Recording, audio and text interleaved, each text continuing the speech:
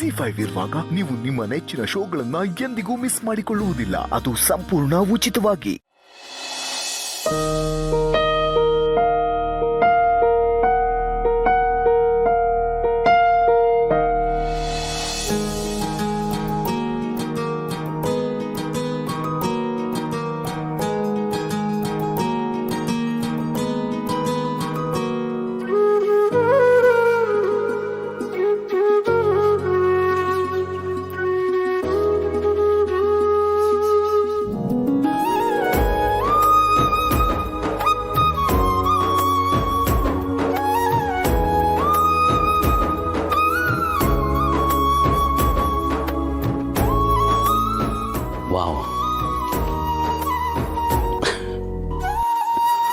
ಭಾಳ ಚೆನ್ನಾಗಿದೆ.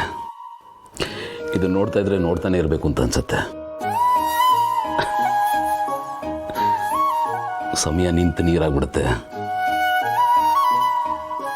ಮನಸ್ಸು ಹಿಂದೆ ಕೊಡುತ್ತೆ, ಭಾಳ ಹಿಂದಕ್ಕೆ.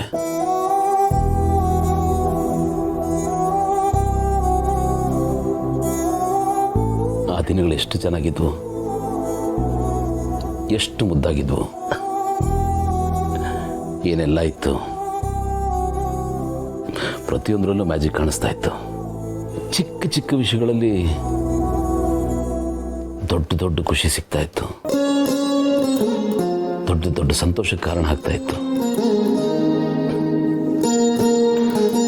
ಕಾರಣ ಇಲ್ಲದೆ ನಗ್ತಾ ಇದ್ವಿ. ಒಂದೊಂದ್ಸಲ ಅನ್ಸುತ್ತೆ ಈ ಲೈಫ್ಗೆ ಒಂದು ರಿವರ್ಸ್ ಗೇರ್ ಇರಬಾರ್ದಾಗಿತ್ತ. ನಾನು ನನ್ನ ಬಾಲ್ಯಕ್ಕೆ ಹೋಗ್ತಾ ಇದ್ದೆ, ಆ ಮೊಮೆಂಟ್ಸ್ನ ಮತ್ತೆ ಬದುಕ್ತಾ ಇದ್ದೆ ಅಂತ. ಬಟ್ ಏನು ಮಾಡೋದು, ಲೈಫ್ಗೆ ಬ್ರೇಕು ಇಲ್ಲ, ರಿವರ್ಸ್ ಗೇರು ಇಲ್ಲ. ಕಡೆ ಸ್ಟಾಪ್ ತನಕ ಮುನ್ನುಗ್ಗೋದೊಂದೇ ಗೊತ್ತಿರೋದು ಅದಕ್ಕೆ. But this is wonderful.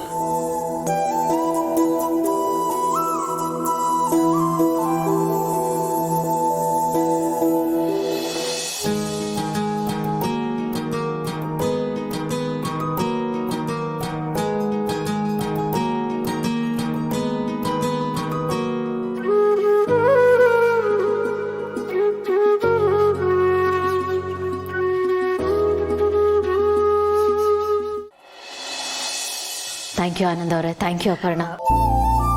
Gautam ಅವರು ನೆಕ್ಲೆಸ್ ಬಗ್ಗೆ ಕೇಳಿದಾಗ ನಂಗೆ ತುಂಬಾ ಭಯ ಆಗೋಗಿತ್ತು.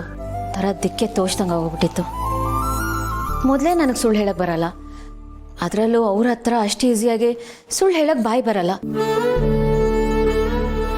ಬಾಯಿ ಬರೋದಕ್ಕಿಂತ ಮನಸ್ಸೊಪ್ಪಲ್ಲ, ಅಷ್ಟೊಳ್ಳೆ ಮನಸ್ಸು ಅವ್ರದ್ದು. ನಿಜ. ಅದಕ್ಕೆ ಅವನದು ಹಾಲಿನಂತ ಮನಸ್ಸು, ಅದು ಕಲ್ಬೆರಕೆ ಇಲ್ದಿರೋ ಗಟ್ಟಿ ಹಾಲು. ಅಷ್ಟು ಒಳ್ಳೆಯವನು. ಅದಕ್ಕೆ ಗೋಲ್ಡ್ನ ಪ್ಲೆಜ್ ಮಾಡಿದ್ವಲ್ಲ, ಅದರಲ್ಲಿ ಈ ನೆಕ್ಲೆಸ್ ಹೋಯ್ತಾ ಅದಕ್ಕೆ? ಹೌದು ಆನಂದ್ ಅವರೇ. ಅಲ್ಲ, ನನಗೇನು ಗೊತ್ತಿತ್ತು ಗೌತಮ್ ಅವರು ಆ ನೆಕ್ಲೆಸ್ಸನ್ನೇ ನೆಟ್ ಮಾಡ್ಕೋತಾರೆ ಅಂತ. ನಿಜಾಗ್ಲು ನೀವಿಬ್ಬರು ದೇವ್ರ ಥರ ಬಂದು ನನ್ನನ್ನು ಕಾಪಾಡಿದ್ರಿ. ಇಲ್ಲ ಅಂದರೆ ನನ್ನ ಕತೆ ಅಷ್ಟೇ.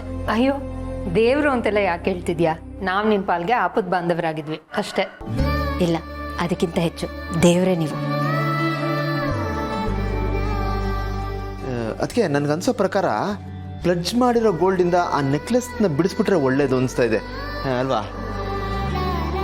ಆಮೇಲೆ ಇದು ದುಡ್ಡಿನ ಬಗ್ಗೆ ಏನು ತಲೆ ಕೆಡಿಸ್ಕೋಬೇಡಿ, ನಾವು ಬೇಕಾದರೆ ಹೆಲ್ಪ್ ಮಾಡ್ತೀವಿ, ನೀವು ಆಮೇಲೆ ಕೊಡಿ.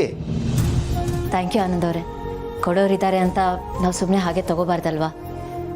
ನಾನು ಹೇಗಾದರೂ ಮ್ಯಾನೇಜ್ ಮಾಡ್ತೀನಿ. ನನಗೆ ಗೊತ್ತು ಈ ವಿಷಯನ ನಾನು ಅವರಿಂದ ತುಂಬ ದಿನ ಮುಚ್ಚಿಡೋದಕ್ಕಾಗೋದಿಲ್ಲ ಅಂತ. ಆದರೂ ಒಂದು ಮಾಡಬೇಕು. ಕರೆಕ್ಟ್. ಅದಕ್ಕೆ ಅವನ ತಲೆ ಒಳಗೆ ಯಾವುದಾದ್ರೂ ವಿಷಯ ಹೋಗ್ಬಿಟ್ರೆ ಅದು ಕ್ಲಿಯರ್ ಆಗಿ ಅದನ್ನು ಅವ್ನು ನೋಡೋವರೆಗೂ ಅವ್ನು ಸಮಾಧಾನವಾಗಿ ನಿದ್ದೆ ಮಾಡಲ್ಲ ಅಂತ ಅವನು.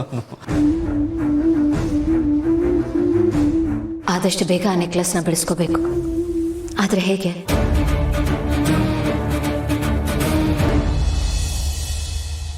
ಜೀವ, ಏನು, ಯಾಕೆ ಇಲ್ಲಿಗೆ ಕರ್ಕೊಂಡು ಬಂದಿದ್ಯಾ? ನಿನ್ನ ಹತ್ರ ಸ್ವಲ್ಪ ಮಾತಾಡಬೇಕಿತ್ತು. ಏನಾಯ್ತು? ನೀನು ಮತ್ತೆ ಭಾವ ನೆಕ್ಲೆಸ್ ಬಗ್ಗೆ ಮಾತಾಡ್ತಾ ಇರೋದು ನಾನು ಕೇಳಿಸ್ಕೊಂಡೆ. ಅವತ್ತು ನೀನು ನನಗೆ ಹೆಲ್ಪ್ ಮಾಡಿದ್ದು ನಿನ್ನ ಸೇವಿಂಗ್ಸಿಂದನಾ ಅಥವಾ ಒಡವೆ ಏನಾದರೂ? ಜೀವ, ಏನೇನೋ ಅನ್ಕೋಬೇಡ, ಆ ಥರದ್ದು ಏನೂ ಇಲ್ಲ. ನಾನು ನಿನಗೆ ದುಡ್ಡು ಕೊಟ್ಟಿದ್ದು ನನ್ನ ಸೇವಿಂಗ್ಸಿಂದಾನೆ. ಮತ್ತೆ ಯಾಕೆ ಭಾವ ಅಷ್ಟು ಕೇಳ್ಕೊಂಡ್ರು ಆ ನೆಕ್ಲೆಸ್ನ ಹಾಕೊಂಡಿಲ್ಲ? ನಿನಗೆ ಗೊತ್ತಲ್ಲ, ಈ ಮನೇಲಿ KG ಗಟ್ಟಲೆ ಚಿನ್ನ ಬೆಳ್ಳಿ ಇರುತ್ತೆ. ಯಾವ್ದು ಹಾಕ್ಕೊಳ್ಬೇಕು ಯಾವ್ದು ಬಿಡಬೇಕು ಅನ್ನೋ ಕನ್ಫ್ಯೂಷನಲ್ಲಿ ಕೈಗೆ ಏನು ಸಿಕ್ತೋ ಅದನ್ನು ಹಾಕ್ಕೊಂಡೆ ಅಷ್ಟೇ. ನೀನು ಹೇಳ್ತಿರೋದು ನಿಜನೇ, ಅದ್ರ ಖುಷಿನೇ ಅಕ್ಕ. ಆದ್ರೆ ನನಗೆ ಸಹಾಯ ಮಾಡಬೇಕು ಅಂತ ಸುಳ್ಳು ಹೇಳ್ತಿಲ್ಲ ತಾನೆ? ಅರೆ ಇಷ್ಟು ಹೇಳ್ತಿದ್ರು ಪದೇ ಪದೇ ಅದನ್ನೇ ಕೇಳ್ತಿದ್ಯಲ್ಲ. ನನಗೆ ಗೊತ್ತು ನಿನ್ನ ಸ್ವಾಭಿಮಾನ ಎಂಥದ್ದು ಅಂತ. ಹಾಗಿರ್ಬೇಕಾದ್ರೆ ನಿನ್ನ ಮನ್ಸು ಕಷ್ಟ ಆಗೋ ಥರ ನಾನೇನು ಮಾಡಲ್ಲ. ಈ ಅಕ್ಕನ ಮೇಲೆ ಸ್ವಲ್ಪ ನಂಬಿಕೆ ಇಟ್ಕೊ. ಏನು ಇಷ್ಟೊಂದಲ್ಲ ಹ್ಞೂ ಅಂತಿದ್ಯಾ? ಜೀವ ಹೋಗಿ ಅಜೀವ ಆಗೋಗ್ಬಿಟ್ಟಿದ್ಯಾ. ಸ್ವಲ್ಪ ಸ್ಮೈಲ್ ಮಾಡು ಮಾಡು. ಸರಿ ಹೋಗು.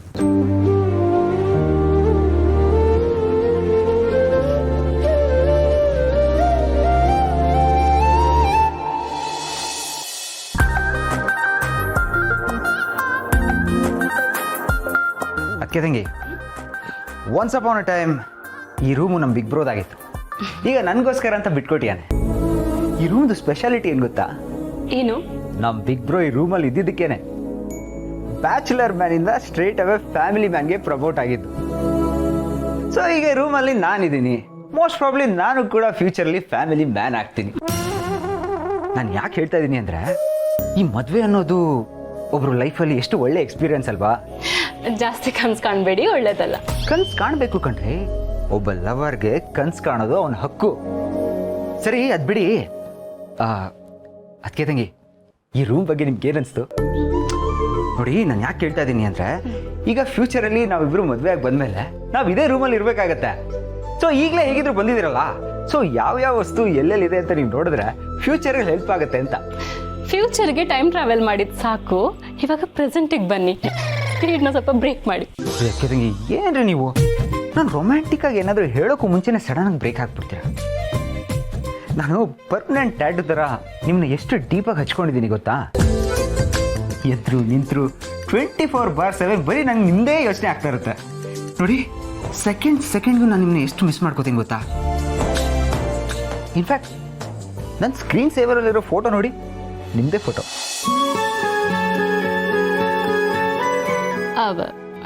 ಫೋನ್ ಸ್ವಿಚ್ ಆಫ್ ಆಗಿಬಿಟ್ರೆ? ಫೋನ್ ಸ್ವಿಚ್ ಆಫ್ ಆಗಿಬಿಟ್ರೆ? ಹೌದು, ಏನು ಮಾಡೋದು? ಫೋನ್ ಸ್ವಿಚ್ ಆಫ್ ಆಗಿಬಿಟ್ರೆ ಏನು ಮಾಡೋದು? ಪಾಯಿಂಟ್. You're always right, ಅಲ್ಲ? I'm always. Yeah. Phone switch off ಆದರೆ